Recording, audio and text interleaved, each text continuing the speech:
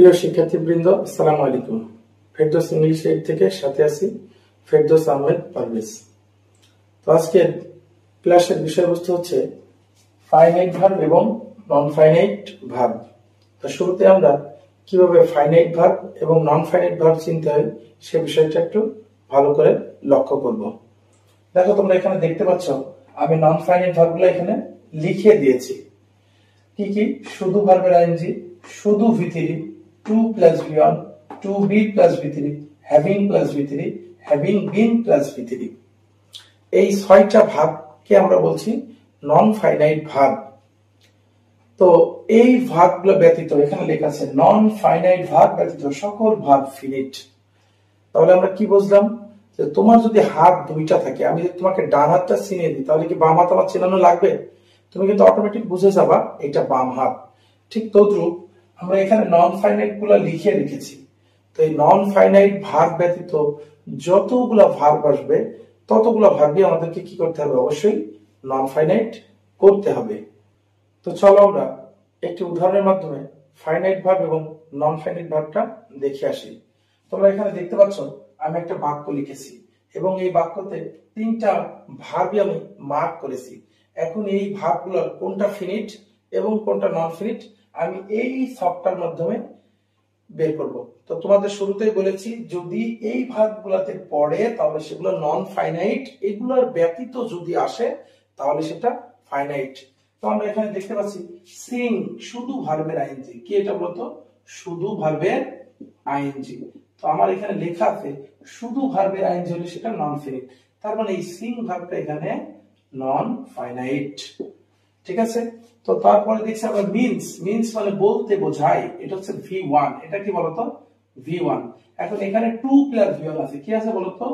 2 plus V1 আছে, কিন্তু আমার এখানে আছে শুধু V1। তার মানে এটা নন ফিনিটের ভিতরে নাই, আর নন ফিনিটের ব্যতীত যা থাকবে তাই ফাইনাইট। তার মানে এই ভার্বটাকে আমরা কি বলতে পারছি? Finite verb. আর মাথায় রাখবে ফাইনাইট ভার্বকে আমরা FV বলছি সংক্ষেপে, আর নন ফাইনাইটকে আমরা NFV বলছি। ঠিক আছে? তো চলো আরো একটা উদাহরণ দেখা যায়। বিলিভিং, এটাও কিন্তু শুধু ভার্বের আইএনজি, এর সাথে কোনো কিছু নাই, জাস্ট শুধুই ভার্বের আইএনজি। এখানে লেখা আছে শুধু ভার্বের আইএনজি হলে এটাও কি নন ফাইনাইট। তাহলে আমরা খুব সহজেই কিন্তু বুঝতে পারলাম। দেখো এই দুইটা ভার্ব এই সকে পড়েছে তাই এটা নন ফিনিট, এটা এই সকে পড়ে নাই তাই এটা ফাইনাইট ভার্ব।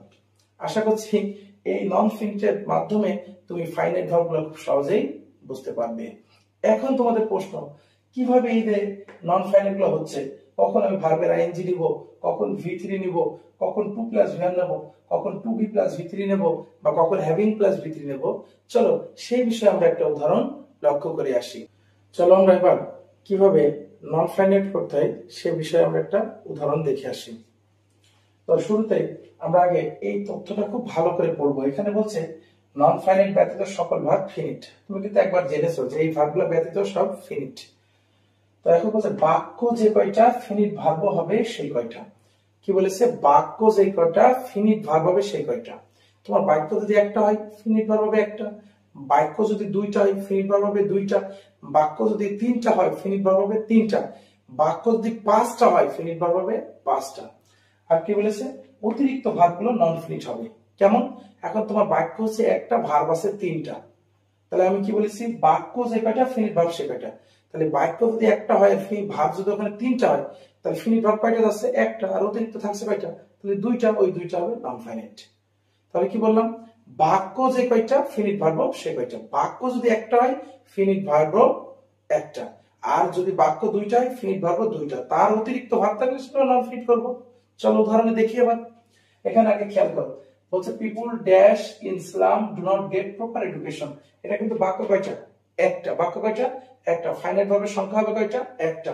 এখন খেয়াল করো এই যে ডু নট গেট, খেয়াল করো আমি এখানে লিখে দিলাম বাক্য কিন্তু কয়টা? একটা। তাহলে সমান সমান ফিনিট ভার্ব কয়টা হবে বলতো? সমান সমান একটা। তাহলে এখন এই যে বাক্যে এই যে ডু নট গেট, এটা কি নন ফিনিটের মধ্যে আছে? বলো নাই। তারপরে এটা একটা কি ভার্ব বলতো? ফাইনাইট। তাহলে আমি যেহেতু বাক্য একটা তার ফিনিট ভার্ব একটা পেয়ে গেছি, তাহলে অতিরিক্ত ভার্ব কোনটা? লিভ। তাহলে এটা কি করতে হবে বলতো? ওই যে বলেছিলাম অতিরিক্ত ভার্বগুলো নন ফিনিট হবে। তার মানে এই ভার্বটা আমার অবশ্যই কি করতে হবে? Non finite. এখন প্রশ্ন, এতগুলো ভার্বের ভিতরে আমি নন ফিনিট কিভাবে করব? দেখো পাশে লেখা আছে অ্যাক্টিভ যদি কাজ করে তাহলে শুধু ভার্বের আইএনজি। এখন তুমি বলো পিপুল কে লিভ করা কাজ করে না করে না? অবশ্যই করে। তাহলে কাজ করলে অ্যাক্টিভ, অ্যাক্টিভ হলে শুধু ভার্বের আইএনজি। তাহলে এখানে আমার কি হচ্ছে বলতো? লিভিং। আশা করছি এই নন ফিনিটটা কিভাবে করতে হয়েছে এটা তুমি বুঝতে পেরেছো। চলো 2 নম্বর উদাহরণটা দেখি। এখানেও খেয়াল করো, the decision dash by Suman was রং।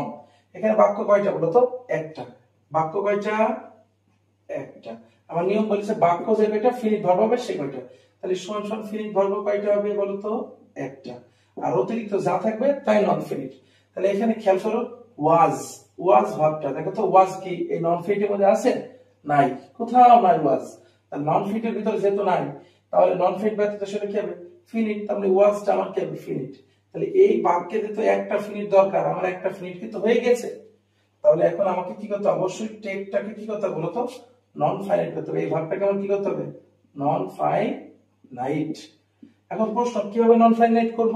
এখন তুমি আমাকে বলো ডিসিশন, এই টেক করা কাজ কি ডিসিশন করতে পারে? মানে এই সাবজেক্ট কি কাজ করতে পারে? পারে না।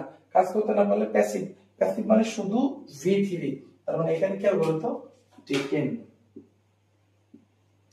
তো তোমাদের আমি আরেকটা কথা বলি যে নন ফিনিটেড অ্যাক্টিভের ভার্ব একটা, প্যাসিভের ভার্ব একটা, কিন্তু ফিনিট ভার্বে 12টা টেন্সের অ্যাক্টিভের ভার্ব 12টা, 12টা টেন্সের প্যাসিভের ভার্ব 12টা। কিন্তু নন ফিনিটের ক্ষেত্রে ওই 12টা টেন্সের অ্যাক্টিভের একটাই ভার্ব শুধু ভার্বের আইএনজি, আর ওই 12টা টেন্সের প্যাসিভের একটাই প্যাসিভ ভার্ব শুধু V3। এজন্য এখানে কর্তা কাজ করেছে শুধু ভার্বের আইএনজি, এখানে কর্তা কাজ করেনি শুধু V3। এবার চলো, এখানেও আমি দেখতে পাচ্ছি বাক্য কয়টা বলতো? একটা। এখানেও দেখতে পাচ্ছি বাক্য কয়টা? একটা। বাক্য সমান একটা। তাহলে ফাইনাইট ভার্ব কয়টা হবে? একটা। এখন দেখছি এই যে স্টাডিড, স্টাডিড এটা V2 না? নন ফিনিটের মধ্যে আছে V2? নাই। তার মানে এটা একটা ফাইনাইট ভার্ব। তাহলে একটা বাক্যে আমি একটা ফিনিট পেয়ে গেছি। তাহলে এটা অটোমেটিক কি হবে? Non finite. এখন নন ফাইনাইটে করব, সে হি স্টাডিড হার্ড, সে কঠোর লেখাপড়া করতো। তার একটা উদ্দেশ্য নেই ক্লাস পাওয়া, তো উদ্দেশ্য বোঝালে টু প্লাস ভিএম করে তুমি নন ফাইনাইট করবা। তার মানে এখানে তোমার কি হবে বলতো? To get. তাহলে সর্বশেষ কি দাঁড়ালো? যে বাক্য যে কয়টা ফিনিট ভার্ব হবে সে কয়টা, অতিরিক্ত যা থাকবে সেগুলো আমরা নন ফাইনাইট করব। তো আজ এ পর্যন্তই। It will do for today. আল্লাহ হাফেজ।